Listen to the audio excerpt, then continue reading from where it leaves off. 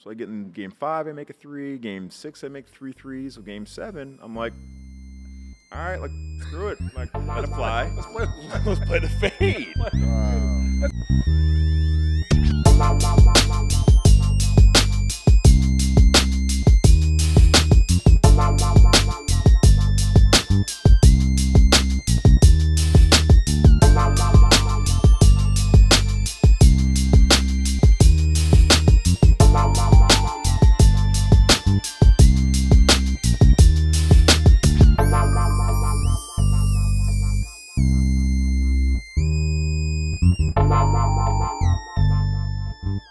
The OGs are in the building, and UD, we got what for them today?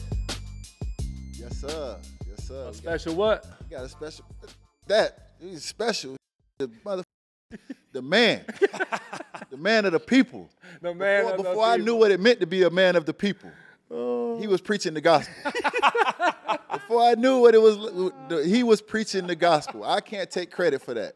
People say I'm a man of the people in Miami, but he was preaching the gospel. This right here is perfect for me because it's 2 of my favorite teammates of all time on one set. I was fortunate enough to play with Batman in Memphis and here. 2-time NBA champ and a huge part of the Little 12. Huge. Damn, it's good to have you on here, my friend. Great episode today. My guys. You're welcome. You're welcome. Because it wasn't all about the big 3. Yeah, so talked about the Little 12. We might as well jump right into it. What? Hell yeah. How did the Little 12 come? Because we haven't talked about that on the show. We talked about the Little 12. So first of all, big 3, unbelievable teammates, all time. All-time teammates, all right, too. Yes. Great dudes. Yes. All right, D Wade, CB, LeBron. Okay. But there was definitely a case system, all right, class system. There was definitely some classism going on in the Miami Heat locker room. Hey. Not so much in the locker room because we were busting everybody's balls. Right? Everyone in the locker room knew who they were. But like there was a class system, and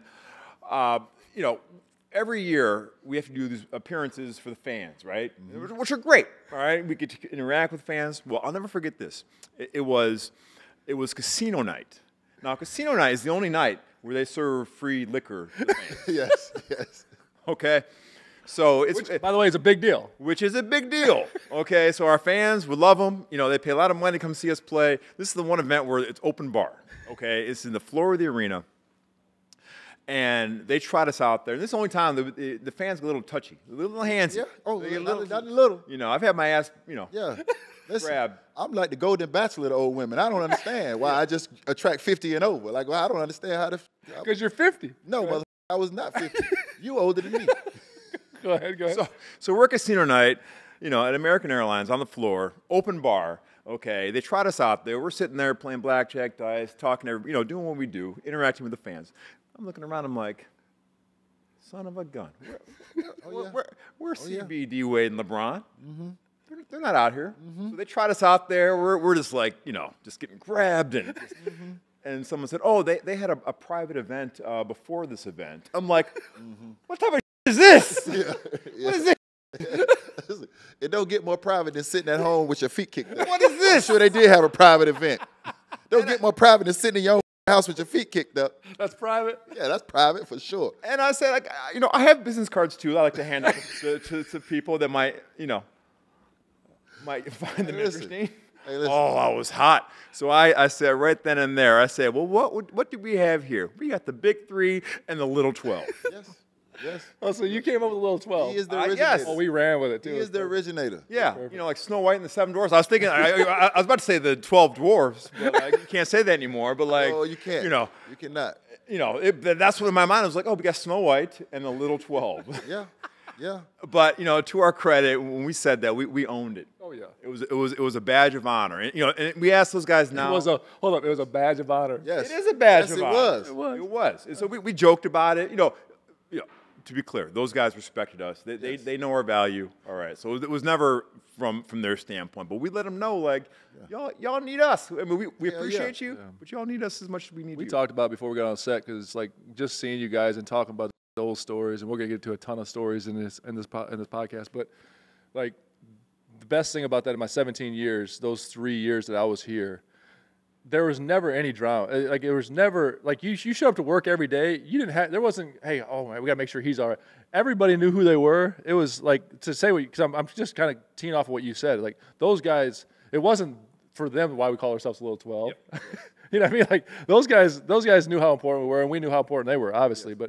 But it was an unbelievable locker room, man. We got lucky. It was. We never had any issues ever. You know, and when there was, it got corrected like that. You know, it wasn't about winning. Look, we were there for one reason. All right? One reason. Rings. That's it. Yes. That's it. Rings. That's it. And like I tell people all the time, it was similar at Duke, but even Duke people were trying to make a name for themselves. Like it's rare in life that you go to a place, a team, and everybody from 1 to 100 is rowing in the same direction. When you can do that, you can have real conversations, right? And the only thing that matters is winning. No doubt. And you said, like you said, real conversations. Because with the Little 12, we're all interchangeable pieces. we had to keep each other encouraged.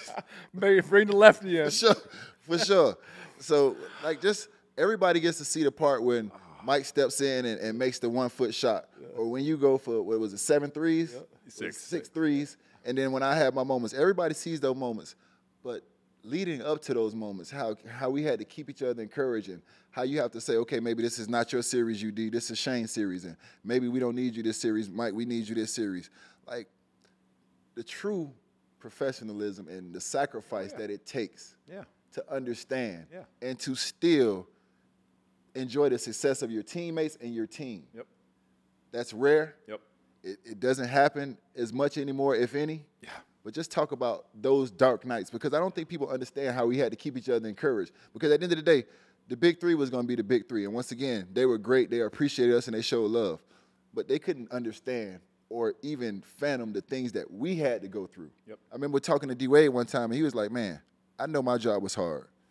But your job, not knowing how many shots you were going to get, not knowing how many minutes you were going to get, and you still had to be on point every night. Yep. Just like, can we just talk about that part of it? Because that is tough. Well, first of all, you look at our roster.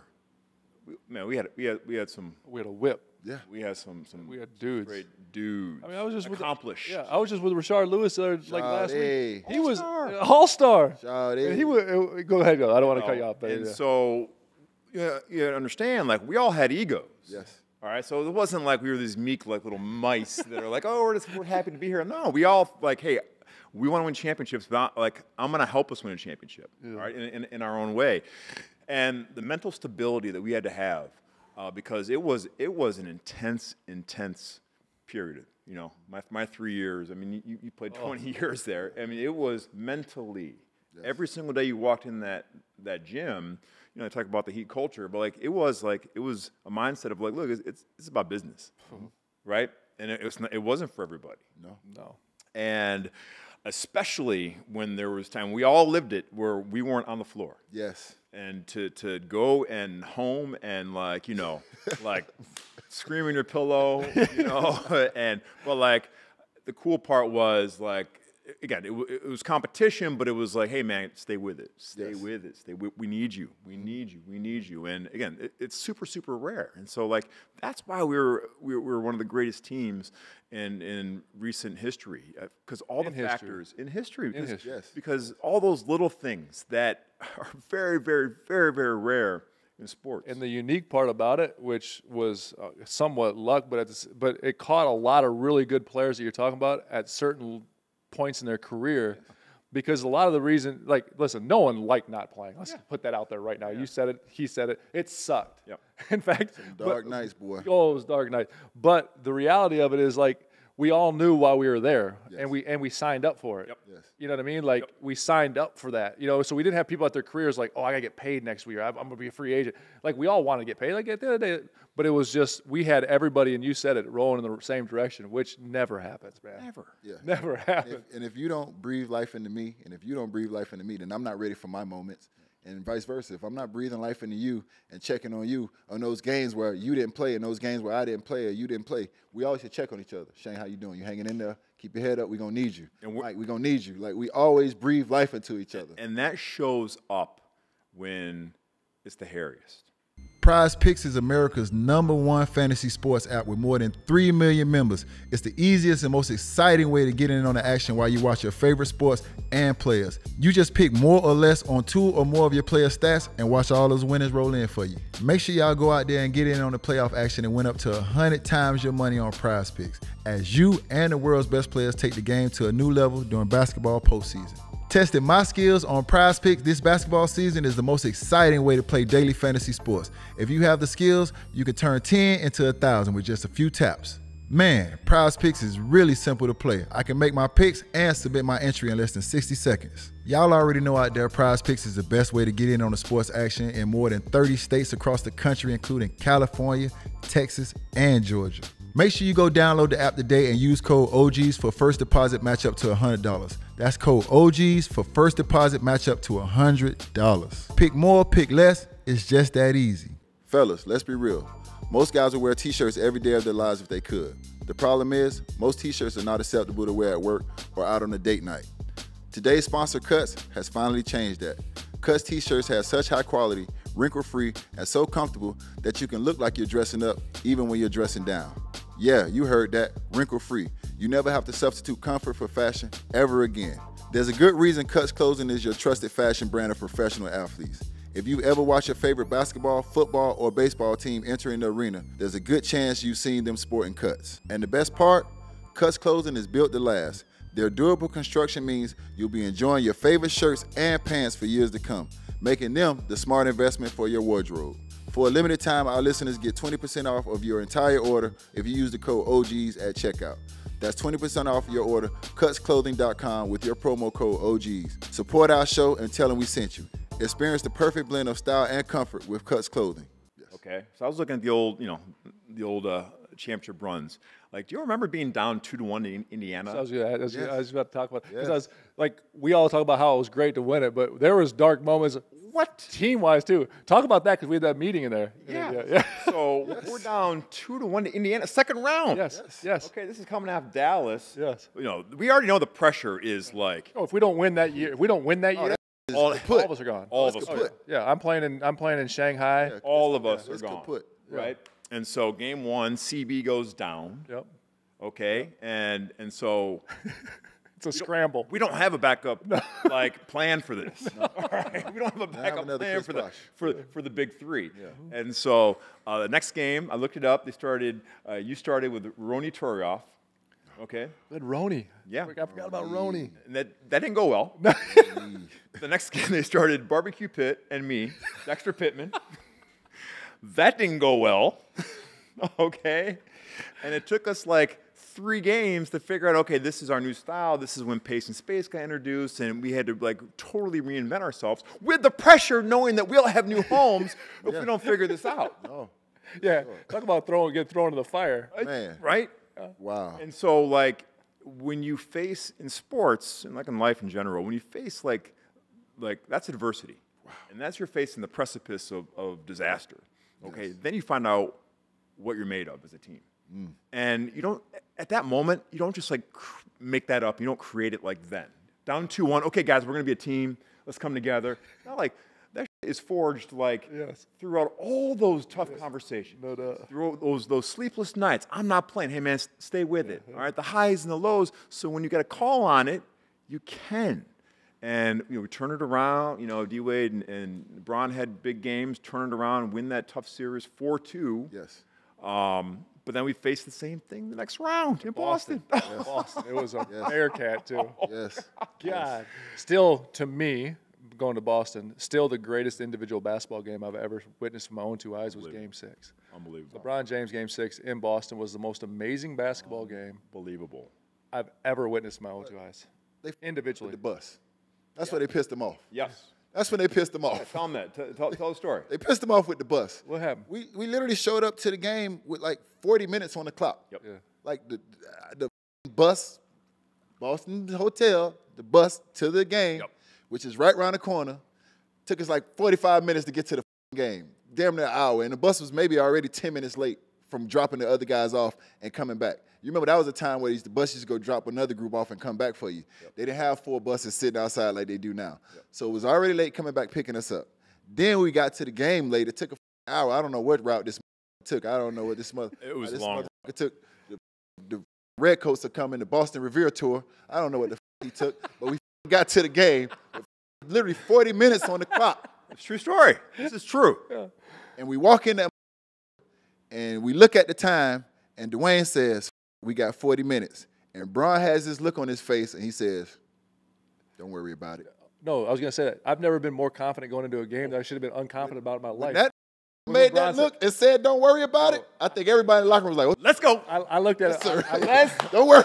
The man said, don't worry about it. I looked at him like right before we're going out. He's like, "Killer, we're gonna be fine." I'm like, "Oh my god!" Because I'm telling you, to be as that confident going to that game as a game that we should be on. He told me, he goes, "I'm shooting every bullet in my gun. I'm taking the clip out and I'm throwing that, and then I'm throwing the gun I have at him too." I said, "Gosh, damn, he's gonna throw a lot at these guys." When you're locked in and you're so gladiator mode, and something as small as the bus being late and you showing up late can literally knock everything off balance for you. Yep. Like, all of us were a little up by that. Yep. And Bron said, don't worry about it. And I think everybody just realigned and got right back in order. Again, we're down 3-2. We lose this game, it's over for all of us. No, it's game 6. We're down 3-2. It's a small thing. No, it's not a big thing, but it's those moments change the course of all of our lives. History. Yes, 100%. History, our lives, Our lives. Miami Heat. Like, it's just a different. And it's funny because it wasn't like when he said it to us. It wasn't like we'll be fine. It was like, we're gonna be all right. Like, and everyone was like, holy, because he never did that. It was around and been the expendable 12. Not the little 12. 45, 15, and 5. Yes. And almost killed Jason Terry. Yeah. Almost. Almost. It was the best game I've ever watched in my entire life. It was unbelievable. amazing. And that's why, like, when we had the GOAT conversation, and listen, I hate having these conversations, but because of what I witnessed with my own two eyes, I cannot take that out. No. And what he's done for my life, and what the Heat did for my life, and what those guys, all those guys. Because D Wade, let me tell you something, that motherfucker showed up big ways and big moments all the time. Told me about D Wade, you're gonna be like, just wait. Yeah. Just wait. That's what he said. Oh, yeah. He did. You know, like, because D's a pretty low key guy. Yeah. You know, in the regular season, you see flashes, and Mike was like, just wait. Just wait. When the moment gets big. And, you know, look, I don't think I've ever seen anybody in the history of basketball play with as much force as when D Wade got downhill. And I'm getting to the rack. Like, nobody. It was unbelievable. Unbelievable. Because of his personality, and that's when we had these conversations. Yeah. I was telling him, like, you're gonna be in awe because you'll go out of a huddle one time and you can just see it. And when it's time to compete, that there. I tell people, man, there's a lot of guys I'll go to war with. That's one of them. Like, in a big moment. Twice on Sunday. Oh my God. For sure. You know, and like, people always ask me, well, like, who's the alpha? And I'm like, man, they're both alphas, man. It wasn't even like that. It really wasn't. You know, I mean, LeBron was the best player in the world at the time. Yes. You know, and like, yeah, we respected him, but like, D was like, there was like no alpha and beta. There were two alpha dogs if there ever was. We all understood that. And it's like, it's hard to explain if you weren't there, but like, there was no thing. We never even made it. And then we all understood, once again, we got another alpha who CB is a killer. No. We all understood, hey, LeBron's the best player. By a long ways, by the way, at the time. He was the greatest player on planet Earth by a wide margin. Yep. Like, it was crazy because it was like, what's understood didn't have to be explained to us. No. Yep. Fellas, blink if you haven't purchased your Father's Day gift yet. Yeah, we thought so. Today's episode is brought to you by Manscaped, the leader in below-the-waist grooming. Our friends at Manscaped have crafted the total package for his special day. Whether it's for the boys downstairs, his beard, or even the best pair of underwear out, Manscaped has all his bases covered. Head over to manscaped.com and get 20% off and free shipping with the code OGs. And remember, cut your grass if you want her to find your sprinkler. Those old dusty underwear he got for Christmas a decade ago definitely need upgrade. And what better way than Manscaped Boxer 2.0? No beard kit would be complete without Manscaped Handyman Face Shaver. For that smooth finish we know he loves, this bad boy is all he needs. Compact enough to fit in travel cases, make sure you take this on your next trip. Get 20% off plus free shipping with the code OGs at manscaped.com. That's 20% off free shipping at manscaped.com and use code OGs. Never forget where you came from, if you know what I mean. Happy Father's Day from Manscaped. It is that time of the year again, the best time of the year. It is playoff basketball time, NBA playoff basketball. If you are a basketball junkie like us here at the OGs, there is no better time to check out the Old Man and the Three podcast with my guy, JJ Redick. JJ breaks down basketball at an elite level through all these playoff games, the previews, the post games, the analysis, and the player interviews. Be sure to tune in to the Old Man and the Three for everything you need to know this playoff season. Listen to the show ad-free on Wondery, Plus, or whatever your podcast is. Today's episode is proudly brought to you by Morgan & Morgan, America's largest personal injury law firm. They started out here in Florida 30 years ago and now helping people all across the globe in all 50 states. Morgan & Morgan is for the people and have your back when it comes to fighting and getting you full and fair compensation. As athletes, we've all faced our fair share of injuries. That's why we know how difficult it is to get back out there after any injury. The team at Morgan & Morgan will support you and be right behind you when it matters. With over $20 billion recovered for over 500,000 clients, Morgan & Morgan has a proven track record of fighting to get you full and fair compensation. And submitting an injury claim with Morgan & Morgan is free and too easy. It just takes 8 clicks or less from the comfort of your home on your couch. If you're ever injured, you can check out Morgan & Morgan. Their fee is free unless they win. For more information, go to forthepeople.com/DOGs or dial pound 529 from your cell phone. That's forthepeople.com/DOGs or pound LAW from your cell phone. This is a paid advertisement. But you know what was fun though? When D Wade and Bron took the night off. Oh, man. You saw Let's go, baby. Let's go. Oh, Let's go. how badly did we want to win those games? Oh, Let's just stick it to those guys. Oh, my God. First of all, CB was different. CB, walked around like, Oh, you could book 30 for CB when those guys are out. You could book 30. But like the rest of us were like, Oh, we was ready. No, it went from having 6 shots to, hey, man, I might get 14, 15. That's why we used to be upstairs. That's why we played 2-on-2 full court and 3-on-3 full court and all that crazy out? Oh, man, for those moments right there. It was. Going to Atlanta, that game in Atlanta. Remember CB hit that 3, and I mean, those were the best wins. Our team was never so excited to have guys, the 2 best players on planet Earth out. We didn't win without LeBron D. Wade. But then fast forward to a playoff game. You're playing, right? you're playing there, right? Need anything? Yeah, you good? I'll see you tonight. You good? You're playing there, right?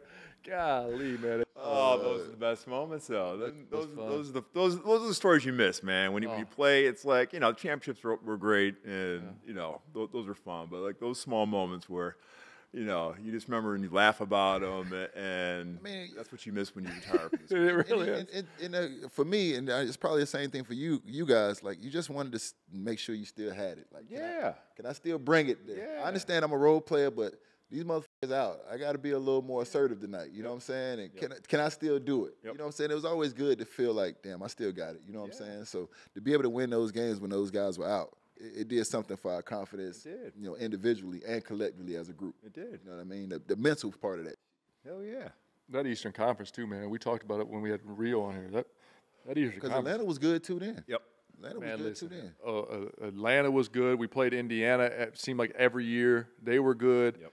Chicago was the #1 team in the East. Yep. Then Boston was obviously ridiculous. Wow. Like, it was. The East was tough. What? It's like the West is now, in my opinion. Yep. It's almost like it flips every couple years. But it's that East was unbelievable because we sparred with Indiana every year. Yep. Indiana, Boston. Yep. Yeah.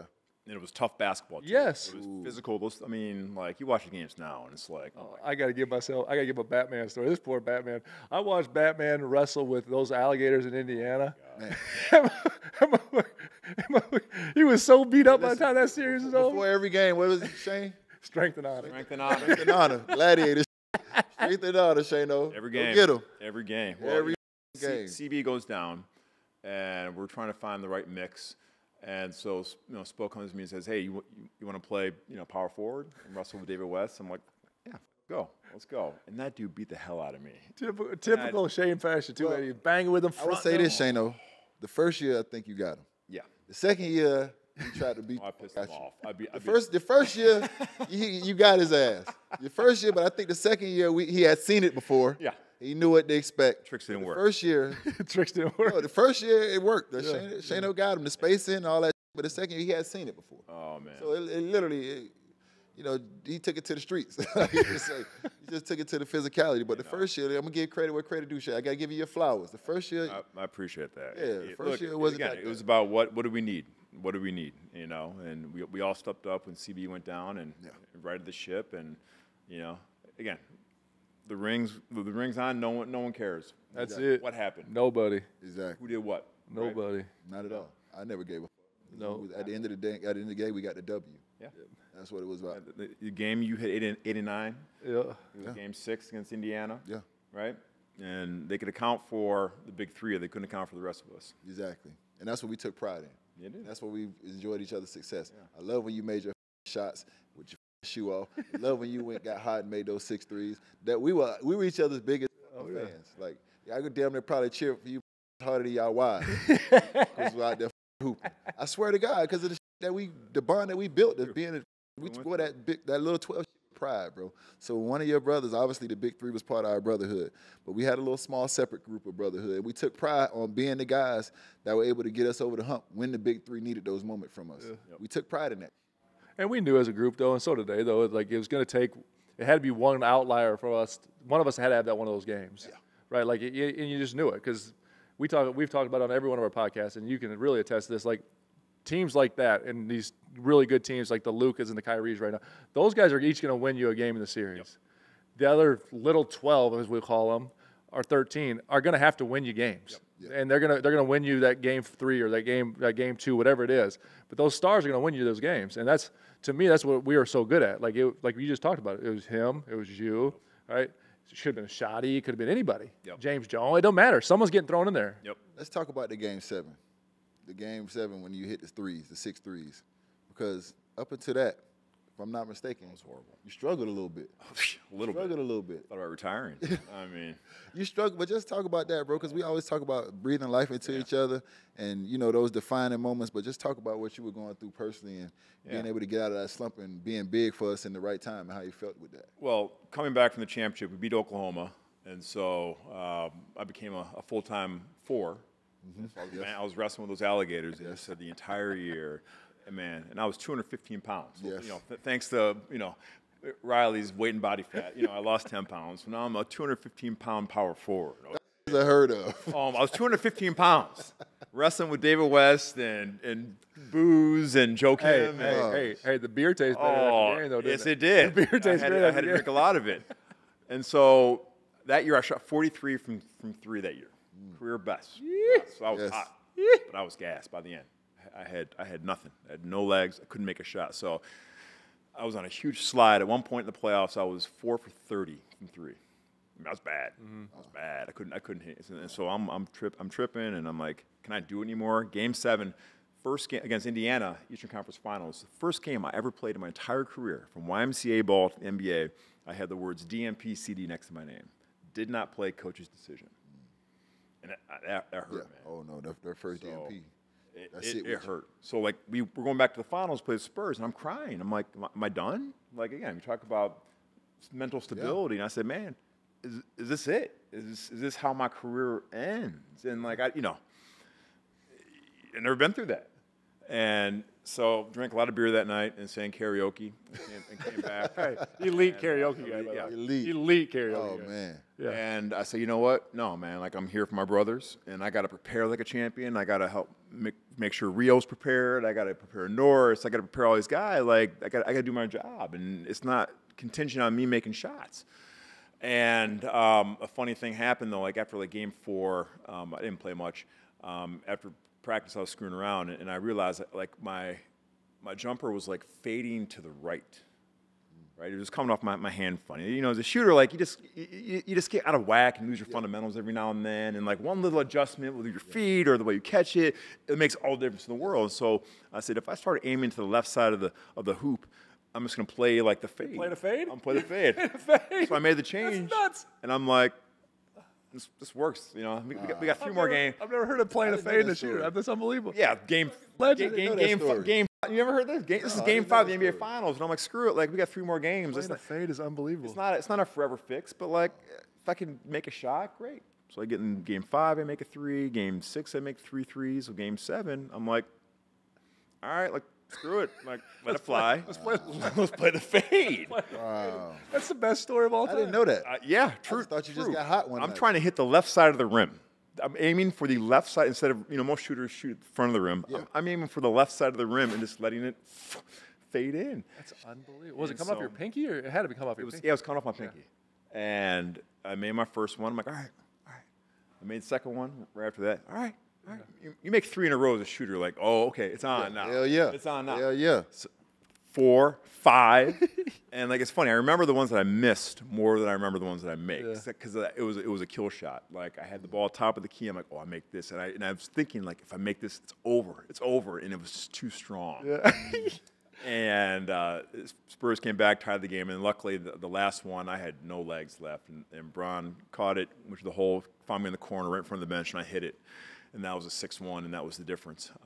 Like I tell my kids, I tell anyone who listen, like you just have to stay with it. You know, when you're going through some shit, and you doubt yourself. You gotta stay with what you know and what got you to the dance. And so that's my proudest moment, just because where I came from 2 weeks earlier, doubting I could ever do anything again, and maybe retiring, to having the best game, best moment of my life. It's unbelievable. Playing the fade. Playing the fade, it's unbelievable. Yeah. I don't know golf, but I'm assuming that's a golf term. Left or right shot. Yeah, he's like, that's a golf term. Yeah, I'm assuming that's a golf term. Not a straight shot. Let me in on this conversation just a little bit. Well, Shano, not to, because we can sit here and talk Miami Heat stories all day long. Elite defender. Elite defender. Did a lot more than that. You had the old Shane Shake from the corner, which was one of the unstoppable. Was one of the most unstoppable. I've never seen it not work. Always works. Unstoppable. I've never seen anything like it. By the way, Jimmy has a version of the Shane O'Shea. Yeah, he does. You noticed it? He does. Yeah. So, as a defensive player, though, talk about some of the hardest guys to guard, who gave the most challenges. These guys love to hear that stuff. Yeah, so. well, it starts with Kobe. Yeah. I mean, look, I was not very fast. I was not very athletic, but you guys know me. You guys know I always thought I was smarter than everybody else. Yeah. Hold on. Right? Let me just say this one time. Is that fair? In my mind. As much as I was a good defender, I didn't start tapping into the analytics till Shane came. You were the first guy who was, okay, he make him go left. It's rougher for him to go left. His percentage of shooting going left. Yeah. I got to give you credit for that. I was just a dog, just throw me in the room and lock us in, and I'm coming out. But I never tapped into the analytics of what he shoots going left as opposed to what he shoots going right. This is the shot I want him to take. Yeah. So until you came, and I got to credit you for that, I had never looked at those things.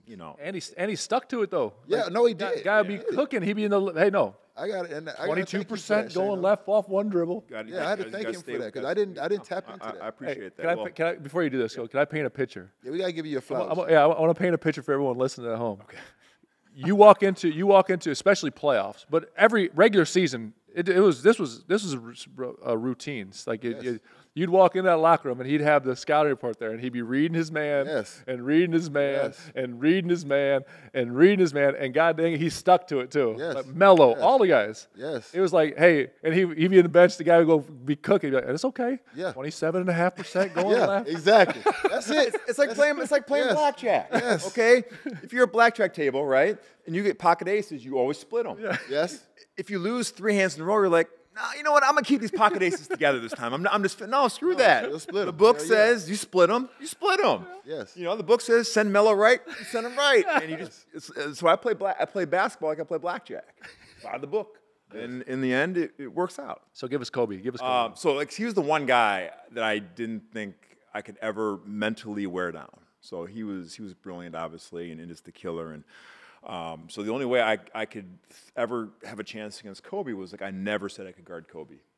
And so like in my mind, like I knew Kobe's weaknesses because of the numbers, and he didn't have, they're all relatives. Even his weaknesses were strengths. But like I knew like when he went left and I kept him out of the paint, it was a 42% shot versus when he went right and got in the paint, it was a 62% shot, right? So like still no. So I knew, yeah. Still know the numbers. I mean, he gave me nightmares. Like, of course I know those numbers.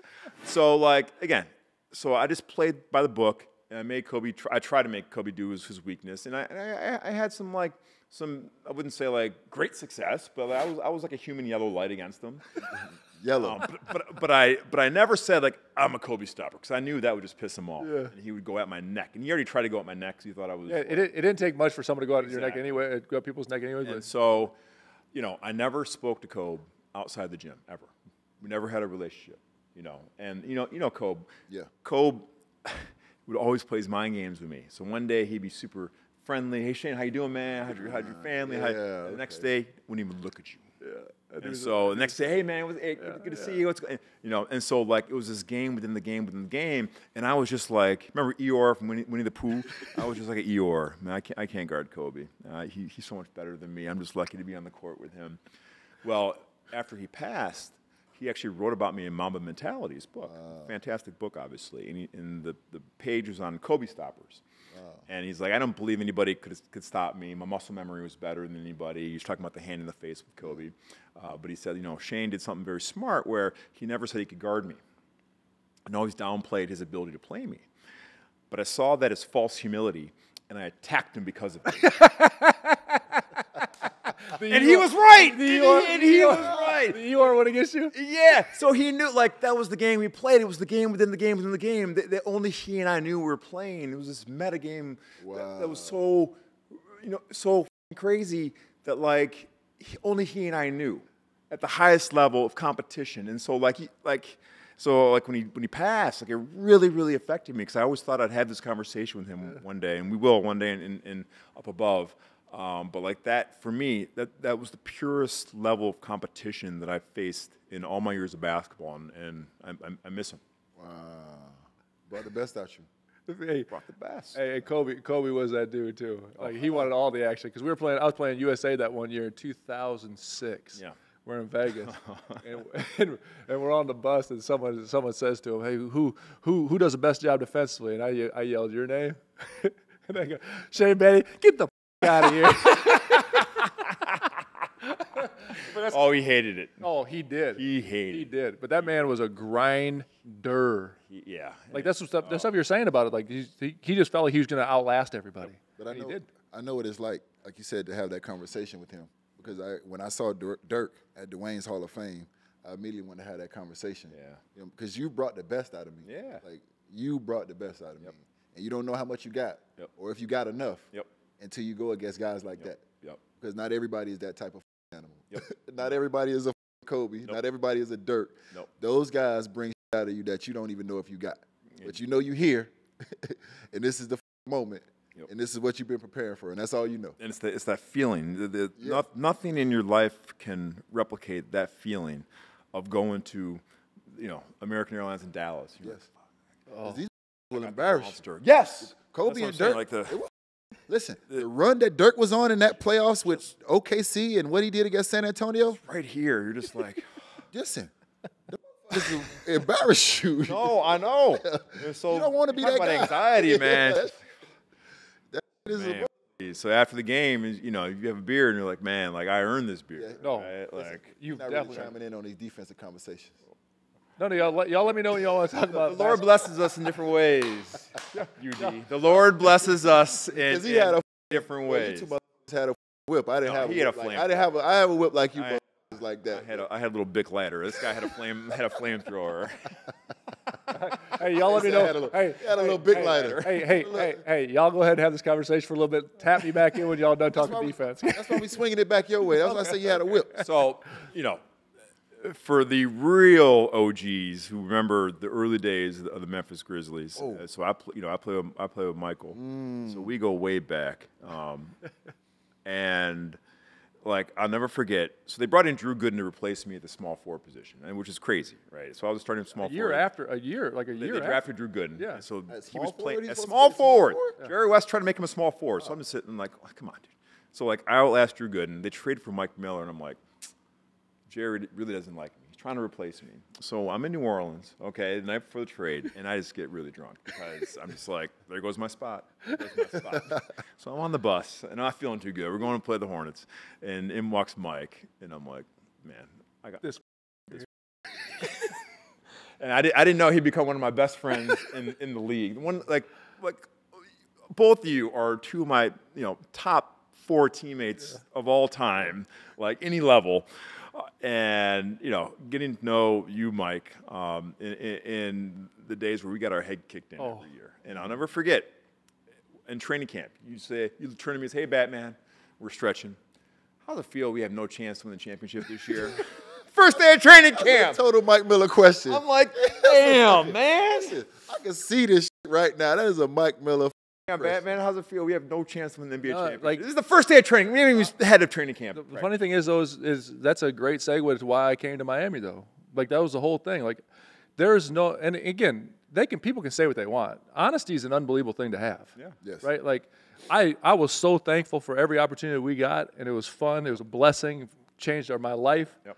But, like, every year, even this year, there's 7 teams that legit, and this is a big pool for once. Yep. Usually it's whoever team LeBron's on. 4 or 5. Whatever. Yes, it's 4 or 5 teams. San Antonio when they were rolling, Boston when they had their shit going, whatever team LeBron was on, KD and Steph and them, right? Like that was, like that's why I chose. That's why I took less money to come here. That's why we like I said, we didn't bitch about when we didn't play because we sacrificed. Me too. There was you just say it's a depressing feeling though. Like you get to a point in your head like, okay, what am I doing this for? Yeah. But yeah, we had great times though, brother. We had great times. And Hubie Brown, by the way. Come on, give me a Hubie story. Just give the people back home I just just got a Hubie question. Yeah. Okay, give it. How old is Hubie?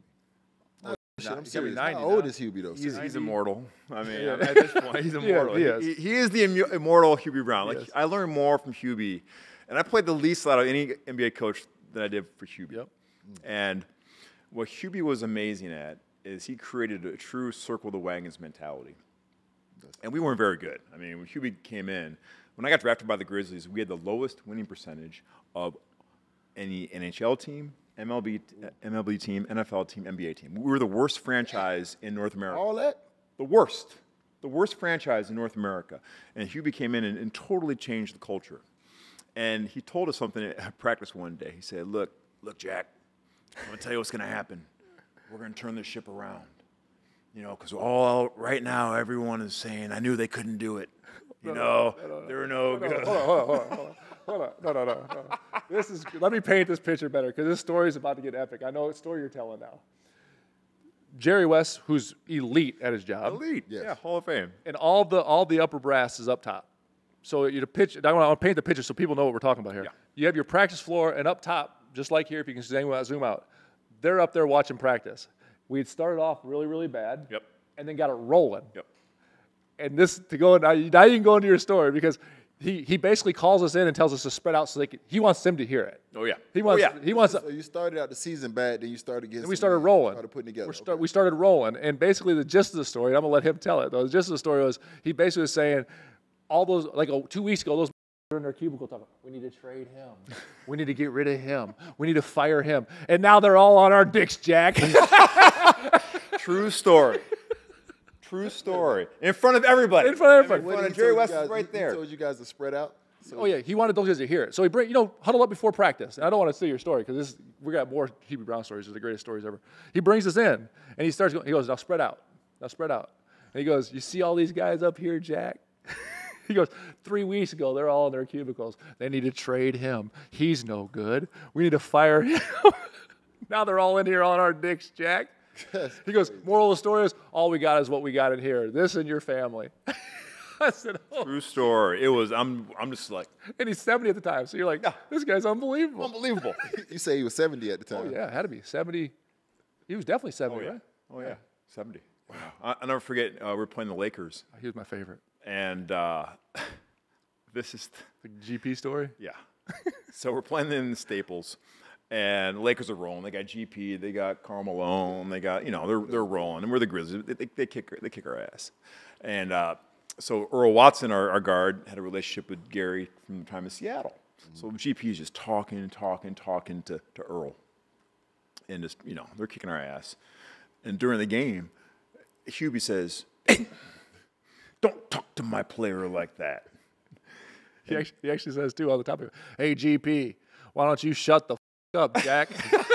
True story. During the game. And I'm kind of standing there, and GP looks at me and goes, I guess shut the up, dog. Like, I don't tell you. I'm not going to say nothing about you. Go ahead. So GP and him go toe-to-toe during the game. No, face-to-face. I've never seen a coach and a player go toe-to-toe during the game. Yep. So, everyone steps in, technical fouls. All right. And GP's like, I'll see you after the game, old man. Damn. No. And does it. And so we're on the bus, okay? They kick our butts. Friday night, Staples. Everyone's hanging out in the parking bay. We're all on the bus. Hubie's the last one. I'm actually walking with him, by the way. Okay. Oh, you are? Oh, my gosh. No, that's great. We're on the bus. And sure enough, GP is waiting for Hubie at the bus. Yep. GP confronts him face to face. Hubie says one of the most gangster things I've ever heard, by the way, at this time. He says, wait. Yeah. So they're face to face, and GP says, like, oh, you're not so tough now, old man, are you? Hubie grabs his shirt like this, and they're face to face. Yes. Hey, I'm telling Shaq. Okay. I'm like, Shaq. Okay. Yeah. And says, I hope we brought a lunch pail, Jack. It's going to be a long It's going to be a long day. Hell yeah. Okay. Hell yeah, Hubie. Hold up. After that happens, then he walks up on the bus. He addresses the team. He says, you see that, Jack? You don't back down from nobody, Jack, unless they got a gun or a knife. Yeah, Hubie. Yeah. That's why he's immortal. Exactly right. That's why real is rare. All time. All time. He's a Hall of Fame coach. I love him like a grandfather. He is. He's the best. Hell yeah, Hubie. And he really cared about your family, too. Yes, he did. Like, it was family days. Like, Sundays were off every day. Didn't matter what. No matter what. Hell yeah, Hubie. Unbelievable. The best. You see that, Jack? You don't back down from nobody, Jack. I say Jack unless they too. got a gun or a knife. Hell yeah, Hubie. Hell yeah. I mean. Oh, you can't make that up. I love that story. You can't. That's the NBA that I love. I love that. Literally, we're walking down that. We're walking. You're walking down the tunnel. You know it, and he's right. GP's sitting right in front of the bus. Oh, that reminds me of And Hubie goes, "Oh, that's how it's gonna be, Jack." And that's when he grabbed him. Boom! You better pack a lunch pail, Jack. It's gonna be a long night. Oh man, that reminds me of Shaq and Pat. Yeah. Pat was like, I'm the one keep these uplifted. You always, and Pat say, get your finger out of my face. I was like, oh shit.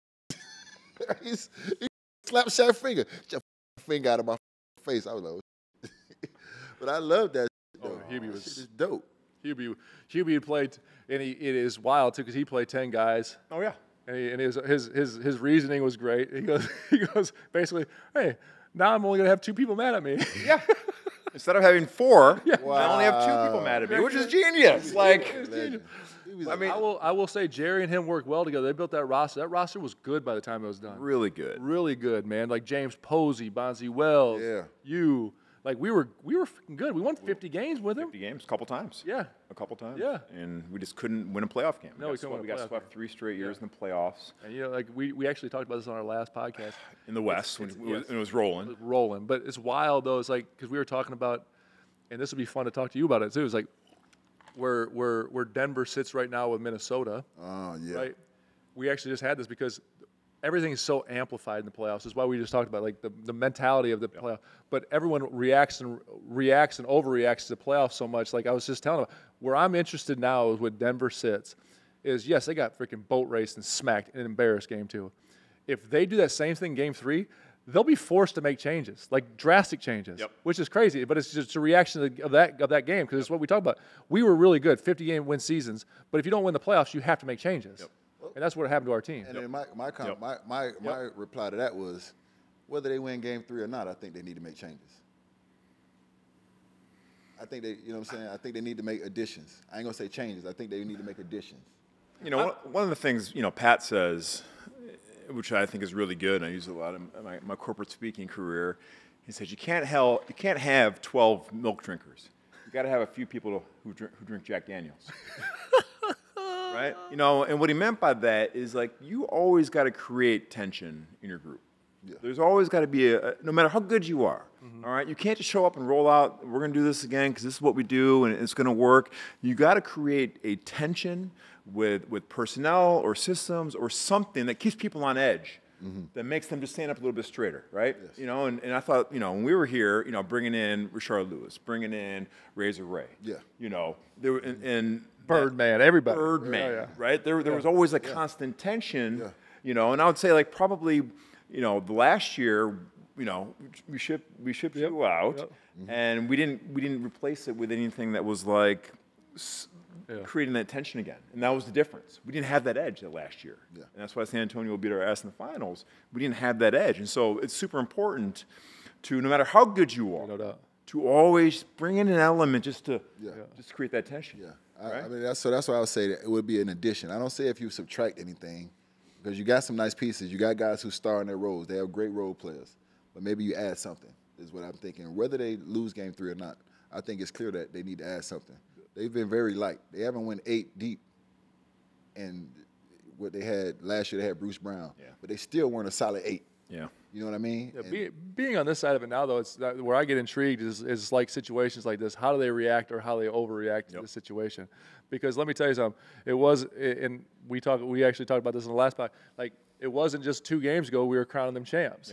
You know what I mean? So the ups and downs of the playoffs. We talk about it. I mean, you play a final series or Boston or Indiana, you win the game. I tell all my young kids I'm talking to now, like the ups and downs of playoffs and what it does to you mentally. Like you win a game. Oh man, we're winning this series. The next game you lose, you're like you might lose this series. It's just that's how it goes. So it's wild. It's crazy. Except for our first series against OKC. Oh yeah.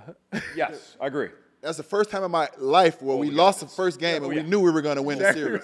We literally walked in there after losing game 1. It was like, oh, we got these motherfuckers. Yeah, exactly right. It was the craziest thing in the world. I agree with you. Like, I'd never felt like that after a loss before. I agree with you 100%. In the NBA Finals. Yes. Hey. We walked in the locker room after losing game 1. It was like, oh, we got these. I agree with you 100%. And a lot of it had to do with the fact that we were so freaking bodied up from we'd been through so many wars already. Like this one felt, and there were talented. Oh my gosh! It felt like a crazy vacation. Yes, it felt like a whole different battle. Yes. Like you came from Boston, bro. Boston. Like Indiana. Yes. Nasty fans. And Boston, let me tell you something. I'm glad we played OKC at the time we played them. Yes, we did. Yes. Yeah. They were young. That's what I'm saying. I'm glad we played them at the time we played them. They didn't know how to win yet. Yes, because let me tell you, it just felt like a different, like Indiana, Boston, like those ones were like, nasty. Yeah. That Yeah. OKC team, I wish, man, that'd been unbelievable to see them grow. I know. Jesus. Great. I know. They were good. Oh, they were good. That was a fun place to play. It was a Great oh, to play against. now they're good again, though. And as great as that team was, I tell people all the time that the guy who we wanted to take out the series was James Harden. Yeah. Like, that was the guy who we wanted to take it. We understood what Kevin Durant was going to do. We understood what Russell was going to do. Spo really focused on taking Harden out of the series. Like, that was the game plan. Like, this, we got to trap him. We got to blitz him. We got to make it tough on him. We got to take this guy out of the series. Scotty Brooks did us a huge favor, though. He put Perk on me. I love Big Perk. I love him. But that was a bad. Hey, Perk. That was a tough one for him, man. Tough one for you, big fella. That was. I love Perk. I think it's hilarious on TV. Perk, you were great, man. Hey, all you're doing right now is standing on business. That's all you're doing. You gotta move Kevin, KD to the 4, play Ibaka and Durant, and all of a sudden it's the whole different series. Yeah. We'll take it. We'll take it for sure. Like, Grant shot 55% from 3. That I mean, it was. Hey, my man. Thank you, Scott Brooks. Thank you. That is wild, by the way. I agree. But it was before, like, people had that mentality, right? So it was like we were a little ahead of the curve. No. So I've said this a lot. Coach Spo, when you get away from it, Coach Spo was amazing at the age he was in his coaching career to make the changes that he was able to, the pace and space that you talked about earlier in the podcast, because we had injuries and we just changed. He was 4 or 5 years ahead of everybody else. Yes. Moving Chris Bosh, hey, you're to start shooting threes. Yes. Like going to small lineups, and he still does it at an elite level, but he was way ahead of the rest of these people with that. Having Bron play some 4. Yeah. But at that point, Bron hadn't been playing any 4, anything like that. Moving Bron to some 4. In fairness, LeBron didn't guard 4s. I'm throwing a lot of haymakers here. I love Bron, but LeBron was not. He didn't guard the 4s, but he was able to play. Is that fair? That's fair. Okay, thank you. You're right. No, I agree. He didn't guard the 4s, but he was able to play some 4 for us. But these were things that were introduced. Because at first we have the scars to prove it. Oh, for sure. I love you, bro. I do. We all love Bron. Yeah, he did not guard the 4, but he was able to play some 4 for us offensively. So Spo was ahead of this game with that. Skipping around because you played with a lot of great players. Yeah. Intriguing one, Yao Ming. Yeah. Give me something on him, because Yao was an unbelievable teammate. worked his tail off. Yeah, and Yao was way funnier than you would ever think. He faked like he didn't know English. Yeah. Shaq's story of that's Yeah, he elite, by the way. didn't want to deal with the media. And so one day he came up and he said, guys, I want to invite you to my charity event. Please bring your wives. Please bring your girlfriends. Please don't bring both. I'm like, that's good. I'm like, all right, Yao. That's a good one. All right, That's out the bag, though. Pretty Yao. good. Pretty That's out good. the bag, though. Pretty good, Yao. But he, look, for a guy who, we've all been to China and had dealings, to have 2 billion people, watching you constantly, he never had a moment where he was on a road trip or at home where he could just hang out and be by himself. Like, I've been with him in Shanghai, and like people stop in traffic just to see him and take pictures of him. So like, for a person like that to have the grace that he does, and to be a humble person, yes, unbelievable. And he was a tremendous teammate, and I wish he would have stayed healthier, because like, from a basketball standpoint, when he finally got in shape by Christmas, no one could touch him. That's what I was going to say. Like, I've heard all this stuff about him as a person. As a basketball player, he was ridiculously good. Oh, listen. The question I have, though, because of the way the game's going, what is he doing now? Honestly, because it doesn't matter how good you are. Yeah, you would have to surround him with the right personnel. I still think, look, he's unstoppable. He is unstoppable. Yes. I agree. I agree. It would be difficult. He had all that. They would space him out and dare him. Dare his man to shoot. He was so unstoppable that he was so unstoppable. He was so good. Once he gets deep, and I played for Jeff Van Gundy, who had awesome stuff for him. We were very, very slow. Yeah. And you just put Yao in pick and roll every single time. So I'm used to, getting around the ice sideline pick, and I'm chasing him. This guy's coming full steam at Yao, but dude, he's still averaged 25. It was unbelievable. Easy. I'm just curious, because you know how it is. Like, now you get you get a big guy like that. Now you walk him along to the league. It's like you have to craft the team around him with the right personnel. Like that team, I should have played 4 on that team. Mm-hmm. That team was good, by the way. With T-Mac, with Ron, and I should have played the 4. Ron played the 4 with Yao, and that would have been. Think about that team for a second. Oh, no, T-Mac, Shane, Ron. I remember that. And Bonzi. They were loaded. Gosh, Skip. damn. I mean, Lowry. Ooh, low. Aaron Brooks. Aaron Brooks. I remember that was Aaron Brooks. That was around that time. Chuck Hayes. I mean, Chuck was force of nature. Wow. 6'4", 6'5". Pocket Chuck. Postline D on your ass. Pocket Chuck. Get around him. You better go over him. Wow. I'll say, one thing I will say about Yao is every time I played against him or actually saw him, one of the nicest guys. Kind of remind me of Boban. It's like, I'm looking for a reason to not like you, and I could not find a reason not to like him, not to speak to him, not to have a conversation. It wasn't a long conversation, but it was just quick. What's up, y'all? I even seen him in China when I went to China, and I had about a 15-minute conversation with him. He's one of those guys, like, no matter how much I might have tried, I just could not have a problem with him. I'm the guy that's motivated by the I'm looking for that. I'm looking for to be motivated. That's I live in that. And I just could not find a reason. With a guy like him, guys like Boban, they just like the nicest guys, bro. Yeah, between him and we had Dikembe as well on that team. Dikembe. So Dikembe was an unbelievable teammate too. I love that guy. Time we were in Utah and he hated turbulence, and so he was sitting in the back of the planes. Whenever there's turbulence, all you hear is him going, "Get this bird right, get this bird right." Oh, so funny. Hey, what are you doing? Get this bird right. No. Oh, man. Yeah. By the way, that all this in this little 3-minute segment right here just goes to show you how the game's changed so much. Yeah. Changed so much. I mean, you're talking about Dikembe and Yao, and now your bigs are Wemby and you know what I mean. Like I mean, literally, I try to tell all these young kids that that I'm in their lives now with basketball stuff is like when I got drafted, I had Patrick Ewing, Horace Grant. Like, you had 2 7-footers for sure on your roster, and the big ones like post them up like. And now the game is you got Wemby out there, and, it's 7-6. Just for the fans' sake, we don't count the years that Pat had in Orlando. You're still pretty good. No. No, we're going to stop there. We're not even going to count them Orlando Well, years. I played with him, so I'm going to I'll count. tell you what, though. The game is swinging back. If you don't have a mobile 7'2", 7'3", dude, you're not going to win. Yeah, I agree. These guys, Chet, I agree. Wemby, you know, these It's guys, going back with like Paolo, yeah, Udonis. yeah. I mean, if you don't have, It's going back. It's going back to that, but they're different 7-footers. yeah, they're different. Yes. But if you don't have one of those guys, you're not going to be able to win. Yes, I agree. It's going back, and so you better have 7'2" and can move and can do multiple things. That is the future of the game. So you're thinking even for Miami, since we're in Miami, moving Bam to the 4 and getting a mobile 7-footer?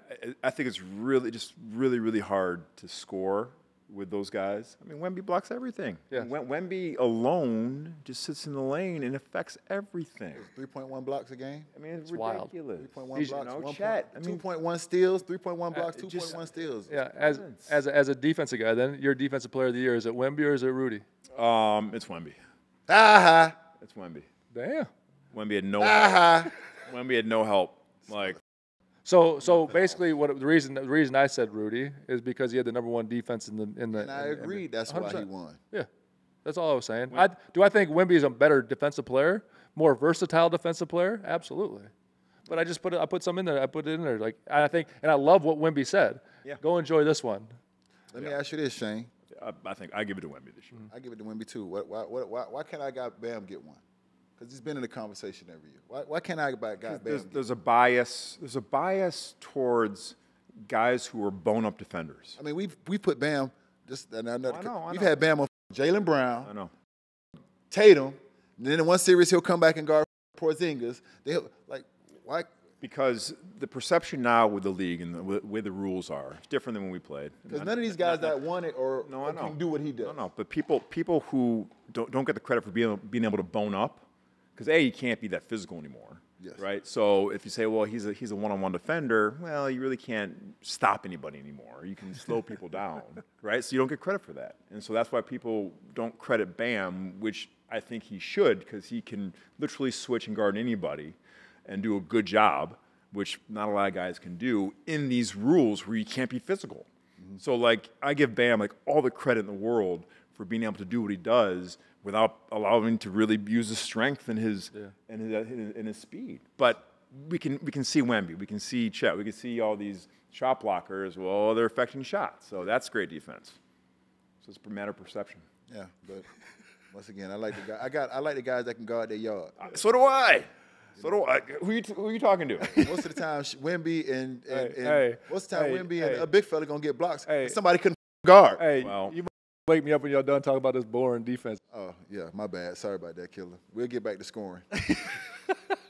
the playoffs have been better. They have allowed guys to get up and do each other a little bit more. First of all, the playoffs has been the most physical basketball I've seen in 2 years. It's been great. It's Well, been I think it got fantastic. a little bit more physical after the All-Star break. Yeah, it did. All-Star break, the referees, It's- I guess they it's- went in. They went in the lab. They got in some film. And It's what we taking away a lot of shit. needed. Yeah. There's a lot of foul hunting. Let's just be honest. But, a lot of foul but hunting. now that we're talking playoff basketball, one of my biggest disappointments that I've never seen in my career is the amount of people missing playoff games. And old Hubie Brown thing. I never talk about someone hurt or injured because you can't judge it. What did Hubie say? He basically said there's a big difference between being hurt and injured. Yes. I know what them old school say. If you're hurt, I'll see you at 7. If you're injured, let me know when the doctor says you're clear to play. Yep. The reality of it is, and again, I'm not. If someone's in pain, it is what it is. Yep. But to have In pain.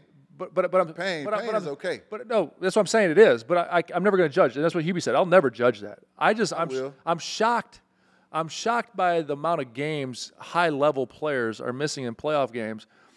Because again, I can only go from experience. Our Miami Heat team, whether it's a good thing to say out loud or not, had multiple people getting ready to take a 15 on the clock. Oh, F series against. No, like it became a running joke. Listen. It became like there was 5 guys, boop, boop, boop, boop. And you don't bat an eye. And I still remember this vividly, me and you for sure.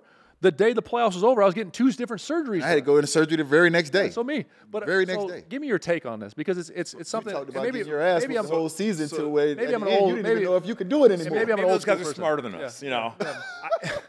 But look, you're firing me up now.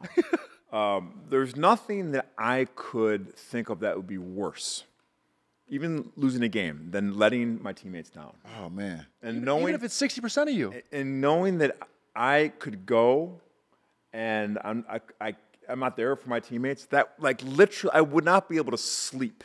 Yes. That was the most important thing to me as part of a team, right? And you put so much work in to get to the playoffs, right? That's why you play. Yes.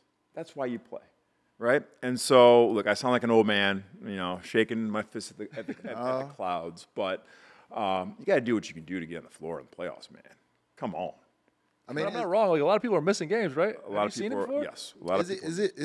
Is it a pride thing where I'm not 100%, I can't be who I think I need to be, so instead I just don't want to put myself out there? Or is it a lazy? I'm trying to figure out, like, what is it? Like, I think there's some protectionism. Like, why wouldn't you be out there? Like, what is it? But that's when you're revealed in the playoffs. And that's the most disappointing thing, right? Like, look, if you want to be remembered in this game, all right, ain't about how much money you make, how many points you average. It's right now, what do you do? That is how you create legacy, right? And if you're a competitor, and we all were competitors, the 99th percentile, that's all that matters. What do you do when it matters the most? When the popcorn's popping? Hell yeah. When the popcorn's Those popping, defining moments. are you out there? And so we're having a question. Hey, can you please play? Can you please play? What are we talking about? Can you please play? Yeah. Do we need what? Am I wrong? No, hell no. It's ridiculous. Shouldn't even be having that conversation. The playoffs, man. Shouldn't even be having Playoffs. We're talking about playoffs? Talking about playoffs? Who's gonna win a game? Yeah. So let me ask you this. This is a little bit Rudy. Playoff game, had the baby, missed the game. I don't know exactly when the baby came out, but if that wasn't coming out when that ball was tipped up, it's going to be hard for me not to make it to that game, especially in a day where these PJ to the grocery store. They do what? They PJ to the grocery store these days, these rich. It would have had to be, we'd have had to have quintuplets. She'd have had to keep popping them out for me to miss that playoff game. Not a knock on Rudy. Everybody make their own decisions, but there's no way I'm missing that game. Unless that head is on his way out while they throwing the jump ball up. I had a kid. My daughter was born game 1 against the Spurs, and I got traded back to Memphis. Luckily, we had the noon tip, and my wife went to the hospital with blood loss because she was on bed rest, right? Which I didn't find out until after the game. But I booked it over there, and so I missed the birth of my daughter because we beat the Spurs in game 1, first victory for the Grizz of all time for that franchise. That was a fun game, by the way. I watched it. I missed one too, Shano. I just ain't want to bring it up. I didn't want to bring that up. I missed one too. Would I have missed it if my wife went into labor at halftime? I don't know. That's good. Yes, honey, I would have. I missed one too. I did. But I would have thought about it. I would have thought like, hey, this I have a professional obligation to my team. But I would have made every effort to be there for as long as I could. Yes. Humanly possible. If it was in the conversation, I'm going to do whatever I can. Yes. Now, we don't know. We hope she had a healthy birth and everything went as planned. Exactly. So we don't know all the details, but assuming everything went as planned, and you could have got your ass on the PJ and got to that game, that's what I would have did. But they ain't need him. They beat them up. They stole something without him. Maybe they knew something we didn't know. Hey, Rudy, you know what? Take the night off. We got this. And like, again, it goes back to your point. Like, if you show your teammates you're doing everything you can to be there, guess what? They love you, and they'll do the same for you. Yes. Right? And if you don't do that, all right, then there's going to be a fissure of trust. And again, it goes like it's hard to judge any of it. Like, but if a person says I'm not going to get hurt any worse, like we had Goran Dragic on here. I love this dude. Yes. And he goes into the NBA Finals game, and they told him you have basically a 17% chance it doesn't tear all the way through. Oh, I like those odds. And obviously the first game it popped. Well, he went out there. I'm cool with that. If it's not going to affect your career long term, if it affects your career long term, I'm cool with that. Yep. And I'm not judging nobody because I don't know the inners. Like, it just seems to me that there's a lot of people missing playoff games, which is I'm not comfortable with really. But it's, games in general. Yeah, games in general. Playoff games mostly though. Yeah. Because I can't wait for these series, these matchups. Yeah, I know. Hey, listen, we got a prize pick segment coming up, Shano, and we gave you a doozy, one that you cannot be. You cannot. No matter what you say here, someone's gonna be angry. But UD usually gives a good line. Listen, do not DM us. Do not DM Shane. He is entitled to his opinion. Leave us alone about our opinions. We don't play that. Go ahead and have your opinion. So today's prize picks. They will fire your DMs up about your opinion. Today's prize picks. Good luck with this one, sir. Never. It is top all-time Duke starting 5. Look, a lot of players have come through Duke, so I'm gonna go. I'm gonna disqualify the guys who didn't stay very long. That's just the way it is. Okay, so like Tatum is going to be one of the greats of his generation. All right, Zion, if he gets healthy, a hell of a player. They're there 1 year. So Paolo's out. Paolo. I can't put them in the conversation just based on their NBA career. Okay, so that's my caveat for the young guys. So I got to go. Start with Christian Laettner, greatest player ever played at Duke. I'm gonna go Grant Hill. I'm gonna go Johnny Dawkins. Ooh. I'm going to go J.J. Redick. And AJ, okay. I'm going to go with my teammate, because I'm a humble guy, and I love him, and he helped me win a championship. Brand? Jason Williams. Oh, Jason Williams. Jason Williams. Guard-oriented. Oh, yeah. So late, G. Hill, Johnny, J. Will. How many years was J. Will there? 3 years. It was? Wow. Yeah, 3 years. Wow. I never would have got that right. 3 years. Wow. Graduated. Wow.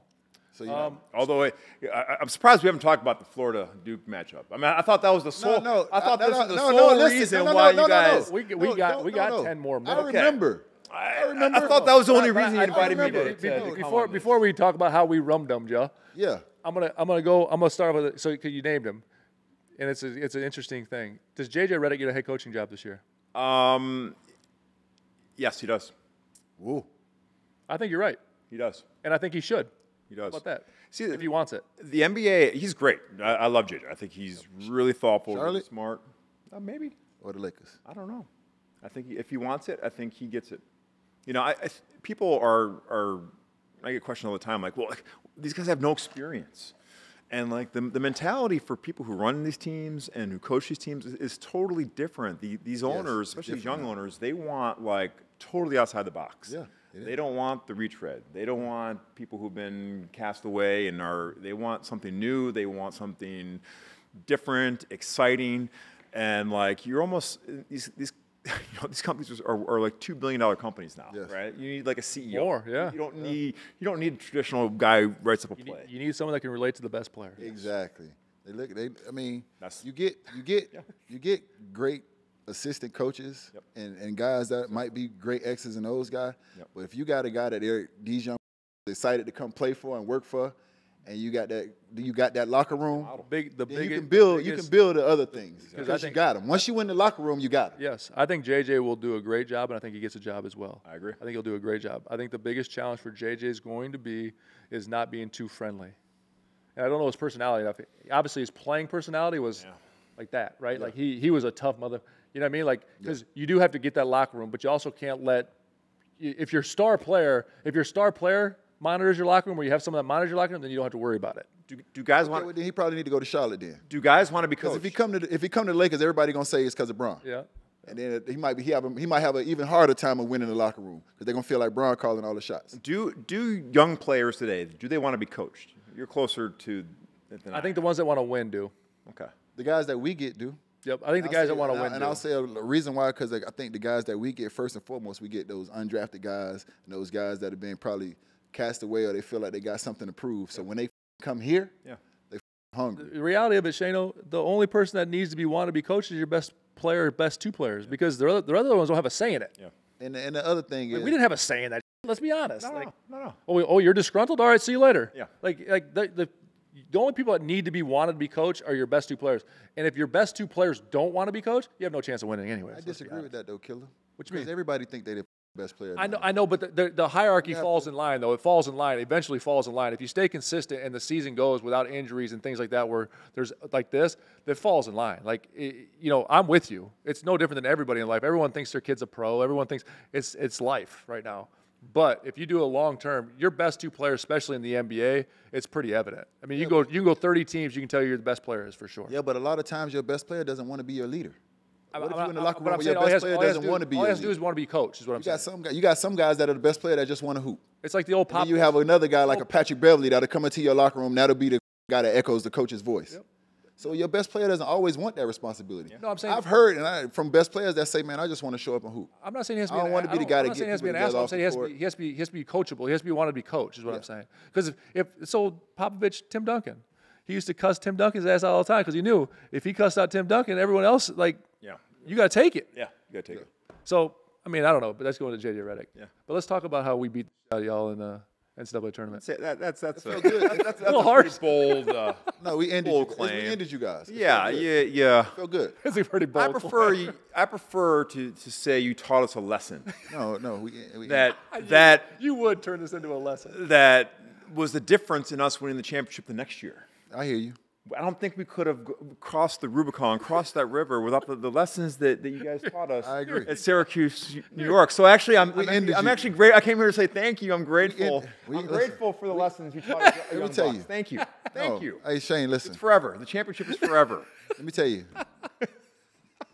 The history of the tournament of teams that have beaten North Carolina and Duke in one tournament is very slim. It is. So to be one of those teams that have beaten North Carolina and Duke on the way to a finals appearance, you guys, that's something to brag about. And again, because we're gonna go reminiscent for a second.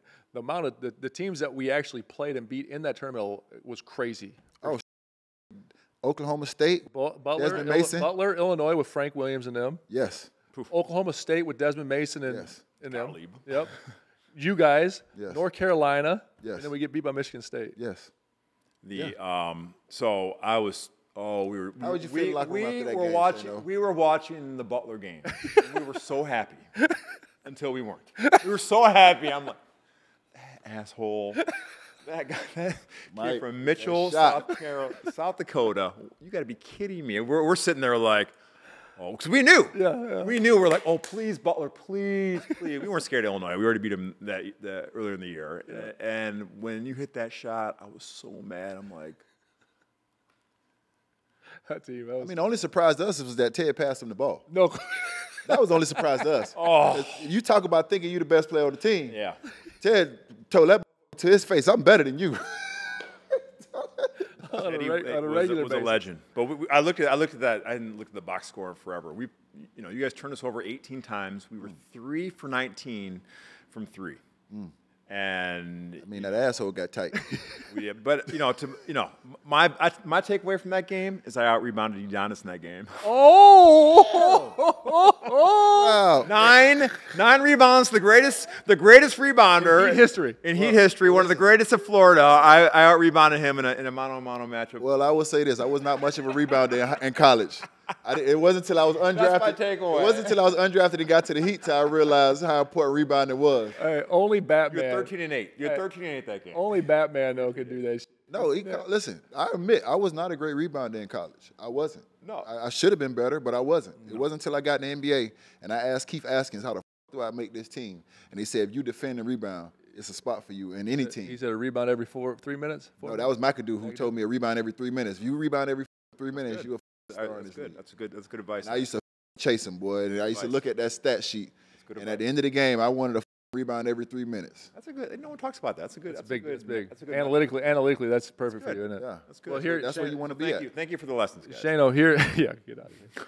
Here at the OGs, we're men of the people. Yep. Touch the people. We touch. Oh, hold up. We got to. I just need that story to be told. We can go back to that. Let's do it before we actually touch the people. On the road. This was after the 27-game winning streak. No, game 1. Game 1. We beat Toronto in the afternoon game. Yeah. Super Bowl Sunday. Yeah. Super Bowl Sunday. We go out. This started it. We go out. We have drinks. We hang out there, and just get into the story, Sean. This is one of the greatest moments. So in the history of the Heatles. People, we win 27 games in a row. Yes. Right? Second longest winning streak in NBA history. We had the noon game on a Sunday, Super Bowl Sunday in Toronto. Tough game to win. Yes. Terrible game. Because Toronto's great town. Historically, it's a loser on your calendar. If you have a schedule, you're marking that down. So we all love football. I mean, I think we watched more football than we did basketball that year. Yes. And so Bron was going to charter a plane to fly from Toronto to Miami so we can watch the game. Yeah. All right. And the Heat are like, no, no, no. You know, we're just gonna stay. We'll watch the game. Have a team party. We have a back-to-back in Miami the next day against Charlotte. Okay, so like, you know, everyone's like, oh, we got, you know, don't have too much to drink. We got a game tomorrow. Well, that was the Niners-Ravens Super Bowl. Yep. Yes. And there was a power outage in the middle of it that lasted like an hour and a half. Yeah. Well, the beer was free and it was cold. Man. So It was what and what? Free and cold? Free and cold. And I don't even know how many I had. And it was the Anchor Steam beer. And I ended up taking off Colin Kaepernick's jersey off the dummy that was on there, running around because I was cheering. Everyone was on the Ravens. I was cheering for the Niners. And after the game, I'm just feeling the love. It was one of the great days. Feeling the love. It was one of the great days of being a teammate. Like Yes. I felt like someone had to like say something to capture the moment. And so Yes. I'm on the bus and I get up, and I love a microphone, obviously, and I start pontificating just about, you know, how we have something special and, like, you know, we have a chance to, you know, really change the world and reach people. And we, you know, we have to touch the people through basketball. Touch the people, Yes. socially, Yes. not physically. You know, touch the people emotionally through basketball. And all of a sudden, I turn around and I got everybody looking at me. So that just encourages me more. And I'm like, this is so special, guys. We have to take this moment and we have to spread the message of love and togetherness to the world. Listen. And they'll always remember us, to touch Always. the people. So at least that's what I think I said. To be honest with you, I don't really remember what I said. It was more like this. Touch the Exactly. people. Touch- No, it was actually an epic speech. So it was great. So we win the next 26 games after that, Yes. and people said that it was because of Battier's speech that happened. So that was a touch the people speech. Elite speech. Oh, it was. It was. I wish I could have And I remembered. think we all understood where you were going with it. Yes. We all understood where you were going with it and what we had the opportunity to do with the group that we had. And we did. And then what the expectation was. Yes. So we all understood, and we all agree with you 1,000%. We was on that liquor too, so that made sense. proud to of you. everybody. Yep. Thank you. I was proud of you. But anyways, now we're going to touch the people. Okay, touch people. All right, fan questions. Did you really go to Denny's after the first championship, and what did you order? See, again, the narrative. You can't always believe the narrative. So, yes. No Denny's? So I did go to Denny's, but people made it sound like we won the championship, and I went straight to Denny's and I had a grand slam. No. I was at Live with all y'all. Oh, okay. All right, I couldn't even hear it Live, so it was great. It was like, we won the championship. What? Never mind. Like, you know. And then at 4 in the morning, yes, I was hungry and I was famished, and we went to Denny's. Wow. But people thought I went straight to Denny's from the gym, and so you know. Yeah, which would be wild. I get a lot of grandmas who are like, oh, that's so If sweet of If you. you left I'm like, American Airlines to Denny's, it'd be nuts. I bet they went crazy when you put Denny's it. it was a stop on the way home. I bet it was crazy. Well, don't worry, Shane. I couldn't see and live. You couldn't hear. I couldn't see. Shocker. Very loud. Gas. It was very loud. Next question. Who reminds you of you in today's NBA? Oh my gosh, nobody. Who's a no talent, unathletic. Stop it. Stop it. Hey, now I know what Kobe was talking about in the book. Stop it. Stop it, Shane. Stop it. Downplaying it. The skill level and athleticism is just it's over my head. It's a game I'm not familiar with. Stop it. I can't guard Kobe. I don't know, because the game is just different. You can't play defense anymore as a wing anymore. You kind of no. There's no one. I can't think of anybody. What was it like guarding Tim Duncan in the 2013 NBA Finals? Again, the narrative. I got switched off onto him after we got a turnover. I think it was a 2-point game, 3-point game, and you know, Tim Duncan's huge. Yes. He's massive Yes. man. And all I was trying to do was just trying to make him hesitate, and I swiped at the ball, which I was pretty good at. I missed the ball, but it gave him enough to think about, and he jacked a little bunny layup, and he jacked the tip again, and we got the rebound and ended up winning the game. And everyone's like, "Oh man, you played great defense on Tim Duncan." I'm like, "No, I didn't. I got lucky. I didn't affect him like at all." So.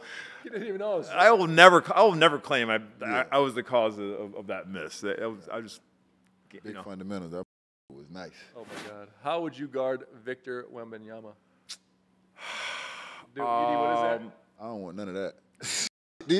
I'm I living. don't want none of this smoke that's out here nowadays at 7'2". I'm living with his step backs. I'm living with his fadeaways. Once he gets in the paint, it's over. You can't do anything about it. So I'm even living with his threes. I'm living with that. Like, But you got to be careful though. If he gets like momentum and gets a step, he's going to Euro step you and be at the rim.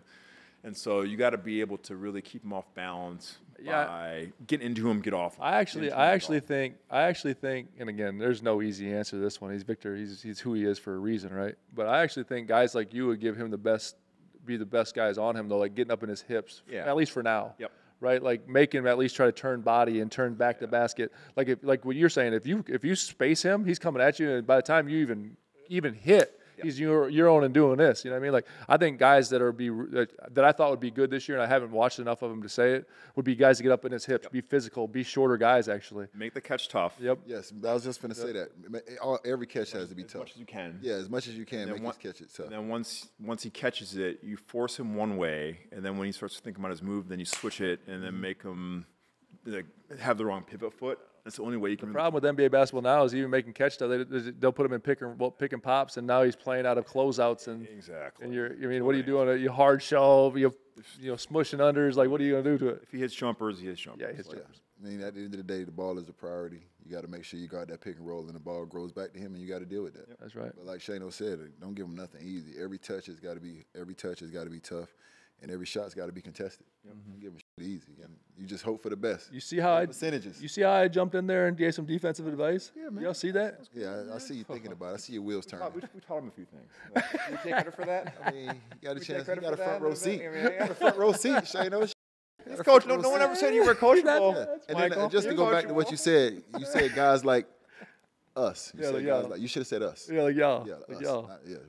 Not me. But I still believe that. Like that's the next thing for him is going to be take that smaller guys' physicality, those 6'7", 6'8" wings that are strong and physical that can move side to side. Because the reality of the situation, if you just got to keep them off the foul lines and you got to keep them out of the paint, which is easier said than done. Let's be honest. But that's the best way to do it. Anyways, Shano, I can't thank you enough for coming in here, brother. One of my favorites of all time. For seriously blessing us with these stories. More than anything, memories, strength and honor. Strength and honor. But for real, thank you so much for everything, brother. It was awesome having you in here.